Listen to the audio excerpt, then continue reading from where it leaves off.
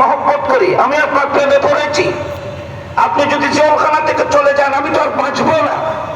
ইউসুফ আলাইহিস সালাম বলতেছে, নান ভাই রুটিওয়ালাকে বলতেছে, বাবা আর মহব্বত করিও না, আমি মহব্বত থেকে ফানা চাইতেছি, আর মহব্বত করিও না। আমার বাবা আমাকে মহব্বত করেছিল, ভাইয়েরা আমাকে সেই মহব্বতের বলি করে আমাকে গর্তের মধ্যে নিক্ষেপ করেছিল, আমাকে জুলাইখা এক মহব্বত করেছিল, সেই মহব্বতের কারণে আমাকে জেলখানার মধ্যে বন্দী হতে হয়েছে।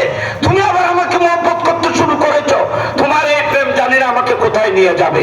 সুতরাং আমাকে আর মহব্বত করিও না, আমি আর মহব্বত চাই না, মহব্বতের অবস্থা আমি বুঝতে পেরেছি, তুমি আর মহব্বত করিও না।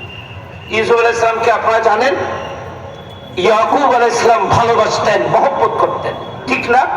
ইউসুফ আলাইহিস সালাম মহব্বত করতেন, ইউসুফ আলাইহিস সালামকে মহব্বত করতেন। ভাইয়েরা এটা সহ্য করতে না পেরে ভাইয়েরা বলতেছে, আপনার একটু মনোযোগী, কোরআন শরীফের কিভাবে অপব্যাখ্যা করা হয়েছে, আর আল্লাহ হযরত কোরআন শরীফের কত সুন্দর তর্জমা করে গোটা বিশ্বের মুসলমানের ঈমান আকীদাকে সুরক্ষা করেছেন। বলতেছেন, ইসকালু লা ইউসুফু ওয়া আখুহু আহাব্বু ইলা আবিনা মিন্না। ইউসুফ আলাইহিস সালাম এবং ইউসুফ আলাইহিস সালামের ভাই আমাদের বনিয়ামিন, ওই ভাইয়েরা 10 ভাই বলতেছে, এরা আমাদের চাইতে ইউসুফ আলাইহিস সালামের কাছে বেশি মহব্বতের।